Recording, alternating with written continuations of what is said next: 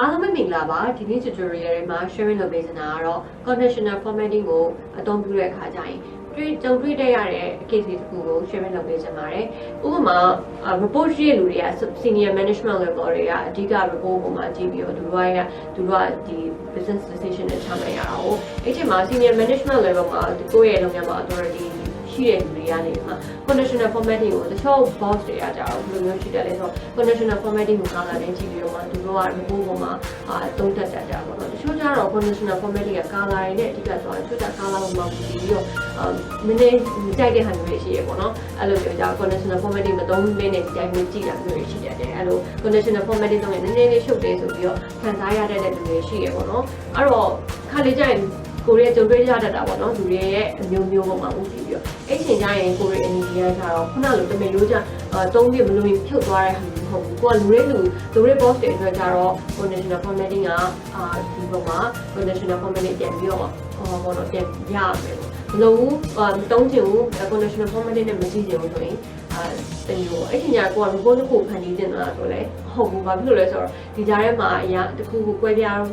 မှုတွေရှိတော့နေတယ် report တွေဆိုတာဖြစ်နိုင်တက်တက်မဲ့တဲ့တစ်ခုတွေကိုပဲ motivate ပြီးတော့သွားတာအကောင်းဆုံးပဲပေါ့အဲ့ချိန်ကျရင်ကိုယ်တွေအနေနဲ့ conditional formatting ကိုထည့်လိုက်ပြန်ဖြုံလိုက်ပြန်ထည့်လိုက်ပြန်ဖြုံလိုက်ဖြစ်တဲ့ခါကျရင်ကိုယ်တွေအတွက်အချိန်ယူရပေါ့နော်အချိန်လေးကုန်လေးအလုံးလေးရှုပ်တယ်ပေါ့အဲ့တော့အဲ့လိုမျိုးဖြစ်တဲ့အချိန်ကျရင်ကိုရီးယားအခုဒီနေ့ trick တွေမှာဘယ်လိုမျိုးလဲရှိတယ်ဆိုတော့ကိုရီးယားအနေနဲ့ slider တစ်ခုလို့ button လေးကိုအသုံးပြုလို့ရအောင် slider တစ်ခုဖတ်နေမယ်အဲ့ဒီမှာ on off ဆိုပြီးတော့ထည့်ထားမယ်ကိုက on ဆိုရဲ click တစ်ခုလေးကိုနှိပ်လိုက်တာနဲ့ conditional formatting ကိုပေးသားထိတဲ့မြဟာရပြန်ပြီးတော့ရှိနေမယ် off တစ်ခုနှိပ်လိုက်တာနဲ့ရှိတဲ့ conditional formatting အကုန်လုံးကိုပြန်ပြီးပြောက်သွားစေရမယ် on ပြန်နေရင်ပြန်ရမယ်ပေါ့နော်အဲ့လိုမျိုး trick လေးတစ်ခုကိုအခုဘယ်လိုလုပ်နိုင်လဲဆိုတော့အခုဒီနေ့ tutorial လေးမှာညတော့မှာဖြစ်ပါတယ်အခုပဲစပြီးတော့ Udemy screen မှာထိုင်ပြီးတော့လေ့လာကြည့်လိုက်အောင်အဲ့တော့အခုကစပြီးတော့ conditional formatting ကိုလိုရင်ပြန်သုံးမယ်မလိုရင်ပြန်ဖြုတ်မယ်ပေါ့အဲ့တော့ conditional formatting ကိုပြန်ဖြတ်ချင်တယ်ဆိုရင်ကိုထည့်ထားပြီးတဲ့ conditional formatting ကိုမလိုချင်ဘူးဆိုရင်ဒီဘက်မှာပြန်ပြီးတော့conditional formatting ပေးတဲ့နေရာကိုပြန်သွားပြီးတော့ဒီဘက်မှာ 𝐒𝐵 လိုပုံစံလေးနေရာတွေမှာပြန်ပြီးတော့ click လုပ်ပြီးဖြတ်လိုက်ရင် conditional formatting ပြန်ပြောက်သွားတယ်အဲ့တော့ဒီမှာဆိုလဲအဲ့လိုပဲဒီ schedule check မှာ Korean marker မှာသွားပြီးတော့ဒီ marker pack မှာ format မှာသွားပြီးတော့ color ပေးခဲ့တော့မှရှိတယ်ဆိုတော့ဒီမှာလဲ conditional formatting ရဲ့ဘေးမှာဒီ 𝐒𝐵 လိုပုံစံဖြတ်လိုက်ရင်ဒီမှာ conditional formatting ပြောက်သွားတယ်အဲ့တော့ဒီဘက်မှာလည်းအဲ့လိုပဲ buffer size မှာတကယ်လို့ conditional formatting ကိုမလို့ခဏပြန်ဖြုတ်မယ်ဆိုပြီးတော့ဖြစ်တဲ့အခါကျရင် conditional formatting ပြန်ဖြုတ်ရပြန်ရောအဲ့တော့ဒီဘက်မှာဆိုရင် get visualization မှာဆိုရင်ဒီ core value မှာပေးထားတဲ့ဟာတွေရှိတယ်နောက်တစ်ခုပါရှိအောင်မလဲဆိုရင်သူရဲ့ဒီ title မှာ effect တွေမှာပေးထားတဲ့ဒီက background တွေရှိမယ်သူရဲ့ title မှာပြန်ပြီးတော့ပေးထားတဲ့ဟာတွေရှိတယ်အဲ့တော့ဒီဘက်မှာပြန်ပြီးတော့ save group ဆိုပြီးတော့ပြန်ထည့်ထားပြီးတော့သူရဲ့ text color တွေပြန်ထည့်အားမျိုးရှိရပေါ့နော်အဲ့တော့သူရဲ့ဒီနောက်က background ဒီ title ရဲ့ background မှာလေကိုရီးယား conditional formatting ရှိတော့ပြန်ထည့်ရတယ်အဲ့တော့အကုန်လုံးဖြည့်ရတဲ့ဟာကိုသိရပေါ့နော်ပြန်ထည့်မယ်ဆိုရင်ရော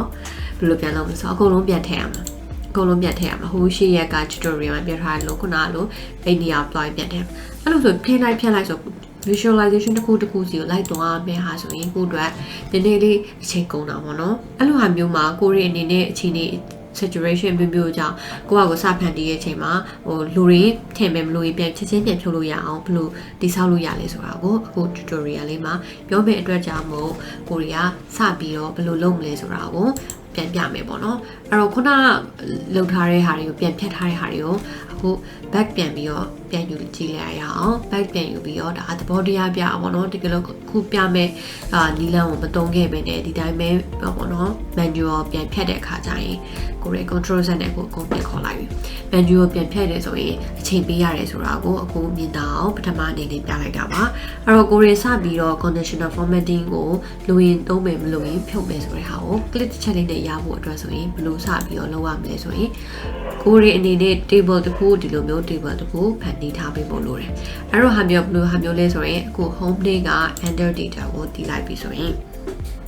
သူရဲ့ table conditional formatting ကို color control လုပ်ဖို့အတွက် table ကိုအသစ်တိဆောက်လိုက်မယ်အဲ့တော့အဲ့ဒီပုံမှာမူတည်ပြီးတော့ကိုရီးယားconditional formatting color control ဆိုတဲ့ဟာရှိမယ်အဲ့တော့ဒီမှာ on လုပ်တဲ့ခါရှိမယ် off လုပ်တဲ့ခါရှိမယ်အဲ့တော့ on နဲ့ off မှာကိုကနေပြီးမှသူတို့ရဲ့ မှာ index လေးထားပြီးတော့ပြန်ပြီးတော့ sorting ပြန်စီလို့ရအောင်1နဲ့2နဲ့ဆိုပြီးတော့ပေးထားရင်မဟုတ်ဆို off ကရှိရမယ် on ကိုရီးယားရှိမှမြင်နေတဲ့အတွက်ကြောင့်မို့ index ကိုထည့်ပေးလိုက်ပြီးတော့လုပ်ထည့်လိုက်မယ်ပေါ့နော်လုပ်လိုက်မယ်အဲ့တော့အဲ့ဒီ data ကိုရီးယားဒီ back ကိုမှရောက်သွားမယ်ပေါ့နော်အဲ့တော့ conditional formatting ကဒီ back မှာဝင်သွားမယ်မှာ control ဆို conditional formatting ရပါအဲ့တော့ data မှာဘယ်လိုဝင်လဲသွားကြည့်အောင် conditional formatting ကလာ control ဆိုပြီးတော့ရှိရမယ်အဲ့လေးကြံခဲ့တယ်အဲ့တော့ဒီဘက်မှာသွားပြီးတော့ rename နဲ့အဲ့လေးပြန်ထည့်လိုက်လို့ရတယ်အဲ့တော့ control ပေါ့အဲ့တော့အဲ့ဒီဘက်မှာမူတည်ပြီးတော့ဒါ data ဝင်တဲ့ဟာ relationship back မှာဘယ်လိုဝင်လဲဆိုတာသွားကြည့်မယ်ဆိုရင်ခုနကသူဟာကိုဘယ်နှမှာရှိမလဲဆိုတော့ဒီမှာ color control ဆိုပြီးတော့သူ့မှာ relationship တွေချိန်နေရတယ်ရှိတယ်အဲ့တော့အဲ့ relationship ချိန်နေတဲ့ဟာတွေကိုအကုန်ကိုကပြန်ပြီးတော့ပြန်ဖြတ်မယ်ပေါ့နော်သူကဘယ်လိုရှိလဲဆိုတော့ဒီလိုမျိုးအခုလုံးမဲ့ဟာမျိုးဆိုရင် relationship တကယ်လို့ relationship တွေမှာတွားချိန်တယ်ဆိုရင်အကုန်ပြန်ဖြတ်ဖို့လိုအပ်တယ်မဟုတ်ဘူးဆိုရင်ကိုရီအနေနဲ့ကနေပြီးမှသူဘက်ကနေပြီးမှဘာနဲ့မှ relationship မချိန်ဖ ೇನೆ ပေး table တွေမှာ relationship မချိန်ဖ ೇನೆရှိနေလို့လိုအပ်တယ်ပေါ့နော်အဲ့တော့အဲ့ဒီပုံမှာကိုရီကဘယ်လိုဆက်ပြီးတော့တွားကြည့်မလဲပေါ့အဲ့တော့အဲ့ဒီပုံမှာကိုရီကဒီဘက်မှာ slicer လေးနဲ့ထားပြီးတော့ color control ဆိုရဲ conditional formatting color control off နဲ့ on နဲ့ဖြစ်နေသေးတယ်ခဏလေးပေါ့နော်ဒီမှာ slicer setting မှာကိုရီ horizontal လောက်ထားလိုက်မယ်လောက်ထားပြီးတော့ slicer head တော့ပြန်ဖြုတ်မယ်ဆိုတော့ off နဲ့ on နဲ့ရှိနေမယ်ပေါ့အဲ့တော့ဒီပုံမှာမူတည်ပြီးလို့လဲခဏထားမယ်အဲ့တော့သူတို့ရဲ့ဒီမှာကို effect မှာ background လေးတစ်ချက် off ထားလိုက်မယ် off ထားပြီးတော့သူတို့ရဲ့ဒီဘက်မှာ value ဆိုတော့နည်းနည်းလေး site လေးကြည့်ချင်တဲ့အတွက်ကြောင့်မို့14တော့ထားလိုက်မယ်14လောက်ထားမယ်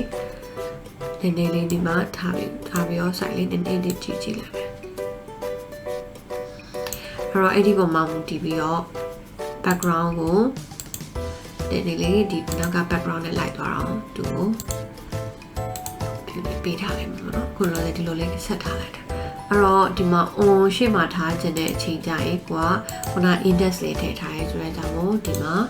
index နဲ့ sort by column မှာကြည့်လိုက်ဆိုရင် on ကရှေ့ရောက်သွားမယ် okay အဲ့ဒါဆိုတော့အဲ့ဒီပုံမှာမူတည်ပြီးတော့ကိုကတကယ်လို့ on ဆိုရင်ဒီဘက်မှာဒီ conditional formatting လေးရှိမယ်ဒီလိုပဲရှိနေမှာ off ကိုပြန်ပြီးတော့ပြောင်းတိတ်လိုက်ခဲ့တည်ရှိတော့ဘယ်လိုပြန်ဖြစ်မလဲဆိုတော့ဒီမှာခုနကလိုပဲ conditional formatting ရှိသမျှအကုန်ပြန်ဖြတ်သွားသလိုဖြစ်စေခြင်းတယ်အဲ့တော့အဲ့လိုမျိုးလုပ်ဖို့အတွက်ဆိုရင်ကိုရီရှိတုန်းကဒီ conditional formatting မှာတုံးခဲ့တဲ့ measures တွေပေါ့နော် conditional value နဲ့တုံးခဲ့တဲ့ measures တွေမှာတွားပြီးတော့ update တွားလုပ်ဖို့လိုအပ်တယ်အဲ့တော့ဒီမှာ 𝐒𝐴 နဲ့ဒီမှာ conditional formatting တုန်းက 𝐒𝐴 နဲ့လုပ်ခဲ့တုန်းကဒီ measures ကိုနည်းနည်းလေး update တွားလုပ်လို့ရတယ်အဲ့မှာဘယ်လိုတွားလုပ်လို့ရလဲဆိုတော့ if တကယ်လို့ပေါ့နော် selected value ဆိုရဲ match formula လေးကိုအသုံးပြုပြီးတော့ဒီခုနက conditional formatting ရဲ့ color control မှာကိုရီးယားတကယ်တော့ equal to on ဖြစ်ခဲ့တယ်ဆိုရင်ဒီလိုပုံလေးပေါ့မဟုတ်ဘူးဆိုရင်တော့ကိုရီးအနေနဲ့ကဘာမှဘာ color မှမပေးနေဆိုပြီးတော့ဒီမျက်နှာဖွင့်ဖိတ်လေးပဲထားပြီးတော့အနာခောက်ချလာလိုက်မယ်အဲ့တော့အချိန်ကြရင်ဒီမှာ off ဖြစ်တဲ့အတွက်ကြောင့်မို့ဒီမှာသွားပြီးတော့ on လောက်ရင်ဒီမှာပြန်ပေါ်တယ် off လောက်ရင်မှာအကုန်ပြန်သွားတယ်အဲ့တော့ဒီဘက်မှာဒီ get visualization တော့လောက်ခဲ့တဲ့အခါကျတော့တစ်မျိုးဖြစ်တဲ့အခါကျတော့ကျွန်တော်ကတုံးခဲ့တဲ့ဒီ measures တွေမှာလည်းကိုကသွားပြီးတော့လက်ပေးမယ်ဒီမှာထားပြီးတော့အနာခောက်ထားလိုက်မယ်အဲ့တော့ဒီဘက်မှာလည်းသွားပြီးတော့ off ဆိုရင်ဒီဟာမှာ conditional မရှိတော့ဘူး on လောက်တော့မှပြန်ပြီးတော့ပေါ်မယ်အဲ့တော့သူ့ရဲ့ title test မှာလည်းကိုရီးယားလုံးဝပျောက်သွားတဲ့ဟာမျိုးကြီးရှိတယ်အဲ့တော့အဲ့ဒီဟာပေါ်မှာလည်းကိုကဘယ်လိုမျိုးရှိမလဲဆိုတော့ခုနကဟာလေးကိုပြန်ပြီးတော့ back ပြန်ထားမယ်တကယ်လို့ဘာမှမရှိလို့ဆိုရင် 𝐒𝐴 ပဲပြန် 𝐒𝐴 လိုပဲပေါ်ပြပေးဆိုပြီးတော့ထည့်လိုက်ပြီးတော့ enter ပြန်ခေါက်လိုက်ချလိုက်မယ်အဲ့တော့အဲ့လိုမျိုးချထားလိုက်ပြီဆိုရင်ဒီမှာ off အဲ့မှာတခုတော့ရှိရဲ့ဒီမှာ test ရဲ့ဒီမှာတော့ test ရဲ့ color ကိုတကယ်လို့ off ဖြစ်ခဲ့တော့black ပေါ့နော် black color ကိုပေးပါဆိုပြီးတော့ထားလိုက်မယ် အဲ့ဒါဆိုရင်ဒီမှာဒီလိုပုံစံမျိုးလေးနဲ့ရှိသွားမယ်အဲ့တော့ off ဆိုရင်ဒီလိုပေါ့အဲ့တော့အခုလောလောဆယ်တော့ဒီမှာဒီ slicer ရဲ့ setting မှာပို့ပြီးတော့ values မှာသူရဲ့အခုလောလောဆယ် background ကအရင်ရင့်တော့ select ပေးရတယ်မပေးရတယ်တိဘာလို့ဖြစ်တော့ဒီလိုလေးလုပ်ထားလိုက်မယ်အဲ့တော့ off ဆိုရင်သူကအကုန်လုံးဒီမှာမိန်သွားတယ် on ပြန်ပေးတယ်ဆိုရင်ဒီမှာသူကသူကိုယ်တွေတွားခဲ့တယ်လို့ပဲ color တွေရဲ့သူကသူရှေ့ user တွေက sharing လုပ်ခဲ့တဲ့အတိုင်းကိုပဲသူကသူ color တွေရဲ့သူရှိနေမှာပဲပေါ့ရှိနေမှာပဲပုံစံမျိုးဖြစ်သွားမှာပဲပေါ့နော်အဲ့တော့ဒီလို on နဲ့ off ဆိုရင် slicer လေးနဲ့ထည့်ပေးလို့ရတယ်လို့ဥပမာဒီလိုဟာမျိုးလေးတွေကိုဖြတ်ထားလိုက်ပြီးတော့ကိုရီးယား conditional formatting မှာ color control ဒီ filter on this page မှာကိုရီးယား on ထားလိုက်တယ်ဆိုရင်ဒီမှာဒီလိုရှိမယ်ဒါမှမဟုတ် on မထားဘဲနဲ့ off ဆိုပြီးတော့ပြန်ပြီးတော့ထားပေးလိုက်လို့ရတယ်အဲ့တော့ဒီလိုမျိုး conditional formatting အတွက်ကို table လေးတစ်ခုပြင်ဖန်တီးပြီးတော့ကိုယ့်ရဲ့ measures မှာ update လုပ်လိုက်တာနဲ့လွယ်ကူကူပဲဒီပေါ်မှာတွားပြီးတော့ conditional formatting ကို color ကိုတစ်ချက်ထဲနဲ့ control လုပ်လိုက်ဆိုတာကိုအခုဒီ tutorial လေးကနေ share လုပ်လိုက်ပါတယ်အားလုံးအဆုံးထိကြည့်ရှုခဲ့တဲ့အတွက်ကျေးဇူးအများကြီးတင်ပါတယ်